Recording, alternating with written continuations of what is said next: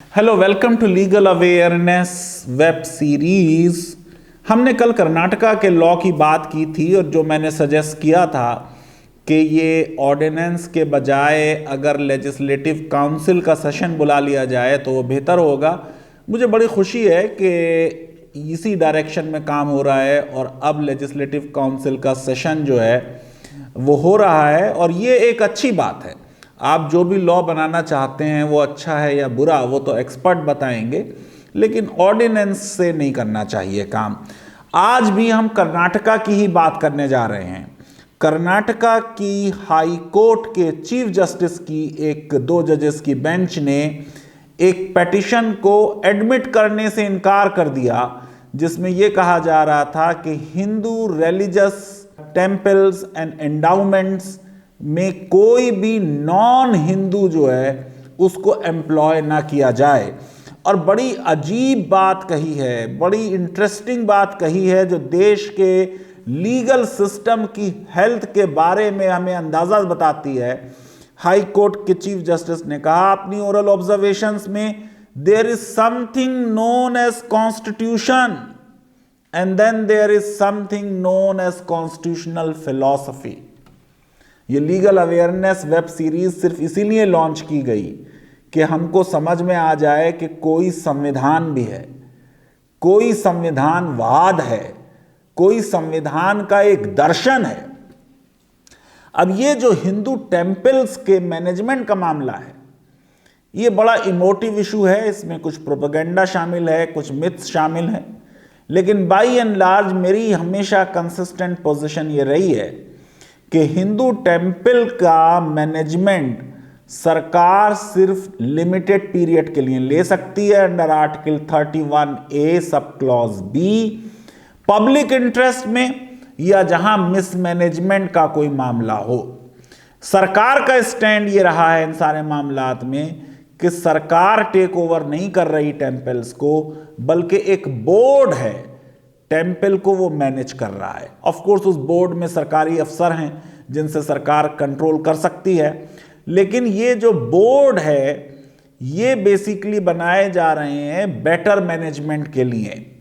तो मेरा व्यू इस मामले में हिंदुत्वा के जो एडवोकेट्स हैं उनसे मैं एग्री करता हूं, और उनका व्यू वो है कि भाई टेम्पल मैनेजमेंट रिलीजियस ग्रुप्स के साथ रहना चाहिए। ऑफ कोर्स ये इंश्योर करना चाहिए कि वो रिलीजियस ग्रुप्स जो डीटी की और टेम्पल की प्रॉपर्टी है वो कौड़ियों के दाम ना बेच दें, क्योंकि प्रॉपर्टी गवर्नमेंट में वेस्ट कभी नहीं करती है, प्रॉपर्टी वेस्ट करती है डीटी में। अभी उत्तराखंड हाई कोर्ट का जजमेंट आया था 4 धाम के बारे में, उस एक्ट को अपहोल्ड किया था।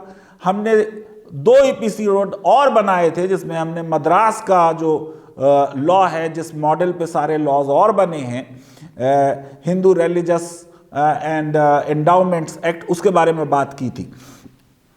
देखिए ये जो झगड़ा है मद्रास वाला, ये ईस्ट इंडिया कंपनी के ज़माने में शुरू हो गया। जो हिंदू लोग थे वो खुद सरकार के पास, ईस्ट इंडिया कंपनी के पास गए और उन्होंने रेगुलेशन डिमांड किया। 1817 में मॉनिटरिंग ऑफ ग्रांट्स के वो प्रॉपरली यूटिलाइज हो रही हैं उसके बारे में चीज़ें आ गईं। 1888 में टी मुथुस्वामी अय्यर और लोग गए कि हम सरकार का कंट्रोल चाहते हैं। 1927 में बोर्ड जो था वो कॉन्स्टिट्यूट हो गया। और देखिए ये एक मिथ है कि ये कहा जाए कि मस्जिद जो हैं और वक्फ सरकार के कंट्रोल में नहीं है। सरकार का ऑलमोस्ट वैसा ही कंट्रोल या कुछ ज़्यादा कंट्रोल वक्फ प्रॉपर्टी के बारे में भी है। आपको ताज्जुब होगा कि 1810 से 2017 तक एक नहीं, 2 नहीं, 24 वक्फ एक्ट पास हुए हैं जिसमें सरकार को कंपेरेबल पावर्स दी गई हैं। अब देखिए ये जो पूरा मुद्दा है कि हिंदू टेम्पल्स में नॉन हिंदूज का मैनेजमेंट में ना आना हो, इसमें कई मिथ्स हैं। क्योंकि जो बोर्ड बनता है, जो एडवाइजरी कमेटी बनती है, उसमें लिखा होता है कि सिर्फ हिंदू ही उसमें मेंबर बन सकता है, और यह भी लिखा होता है कि जैन हिंदू नहीं है, सिख हिंदू नहीं है, बुद्धिस्ट हिंदू नहीं है। देखिए कितनी ये गलत बात है कि जब कॉन्स्टिट्यूशन के आर्टिकल 25 में हिंदू लिखा तो जैनों को भी इंक्लूड कर लिया और बुद्धिस्ट को भी इंक्लूड कर लिया और सिख्स को भी इंक्लूड कर लिया। जब शेड्यूल कास्ट के रिजर्वेशन के बेनिफिट की बात आई तो भी हमने उसमें बुद्धिस्ट को इंक्लूड कर लिया और सिख्स को भी कुछ कास्ट को इंक्लूड कर लिया। लेकिन यहां जब हम हिंदू टेम्पल्स की बात कर रहे हैं तो वही बात सही आ गई कि सिख और बुद्धिस्ट और जैन वाकई में हिंदू नहीं है। फिर आप जरा सा आ जाइए, इस बारे में और बात कर लेते हैं कि ये जो कर्नाटका का लॉ है, Karnataka Hindu religious institutions and charitable endowment act 1997 का लॉ है। इस लॉ के statement of object and reasons को पढ़िए। उसमें क्या रीजंस दिए हैं कि ये लॉ क्यों बनाया गया है। ये लॉ बनाया गया है उन टेम्पल्स के लिए जिनको सरकार एन्युनिटी देती है, तल्दीक देती है या ग्रांट देती है।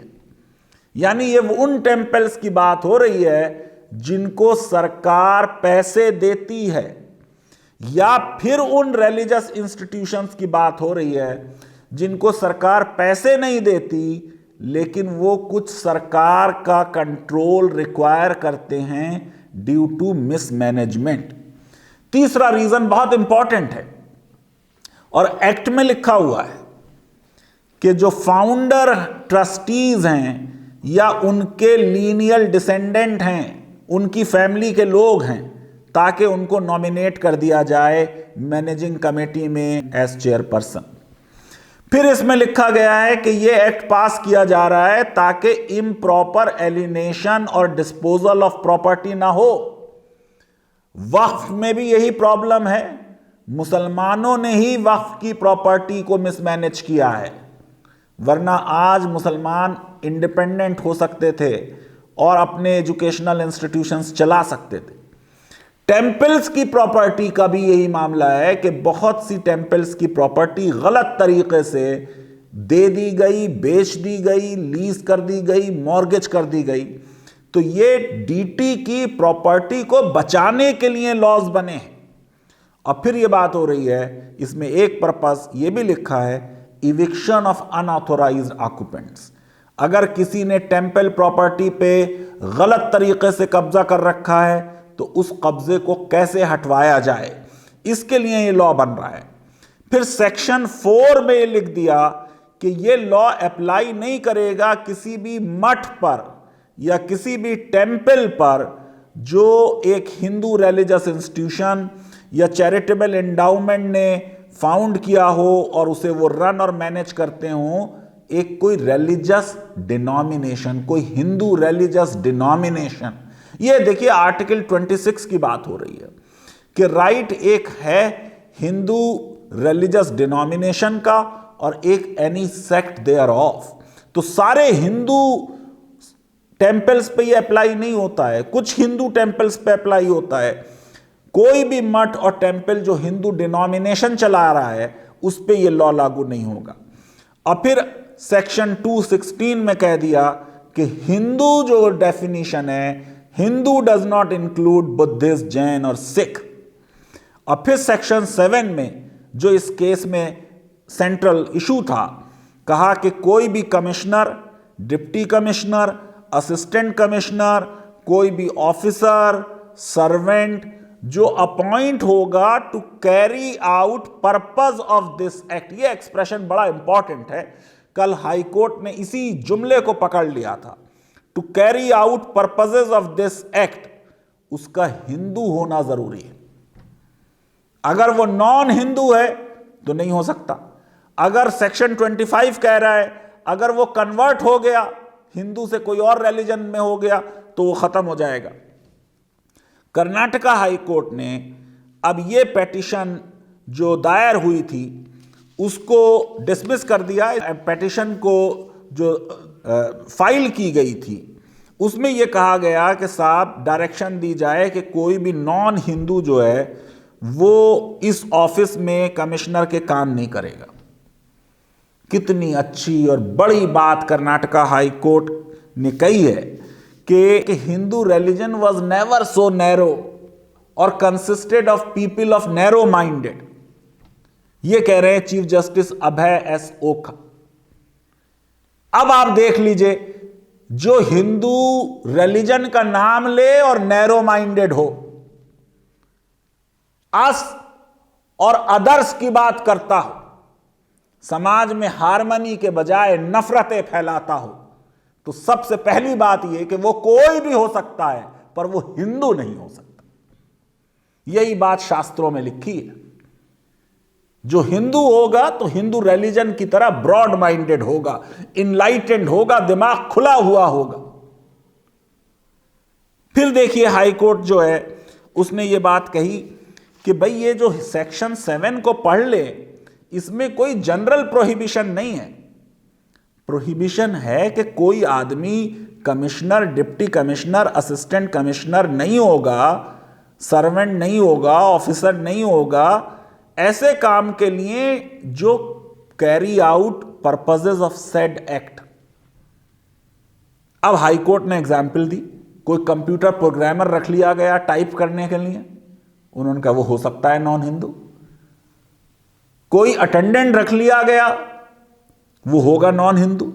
अब ये लोग जो है वो जहां पूजा होती है, जो सेंट्रल जगह है, वहां नहीं जाएंगे, लेकिन ये कि ऐसे लोग रखे जा सकते हैं। और कोर्ट ने यह भी बात कही कि हम जुडिशियल नोटिस ले रहे हैं इस बात का कि government officer, public officer, police officer, irrespective of religious faith and belief, वो तमाम रिलीजियस फेस्टिवल्स को ऑर्गेनाइज करने में उसमें काम करते रहते हैं। मुद्दा क्या था इस केस का? बहुत छोटा मुद्दा, वो नैरो माइंडेडनेस दिखाता है। वो बताता है हिंदू कौन नहीं है और कौन नहीं है। जो नैरो माइंडेड है वो हिंदू नहीं है। एक आईएएस ऑफिसर हैं एबी इब्राहिम, वो डिप्टी कमिश्नर हैं। अब एक इनविटेशन कार्ड छप गया annual festival of Mahalingeshwar temple पे, तो उस कार्ड पे नाम छपने से लोगों को, ये नैरो माइंडेड लोगों को एतराज हो गया। दूसरी जो पेटिशन थी वो भरत पुनरुत्थाना ट्रस्ट ने ऑब्जेक्ट किया कि एक कोई मोहम्मद देशफ अली खान, ये सुपरिंटेंडेंट लग गए ऑफिस ऑफ कमिश्नर में। इस पे एतराज, इतना दिल छोटा और अपने को क्लेम कि हम हिंदू हैं।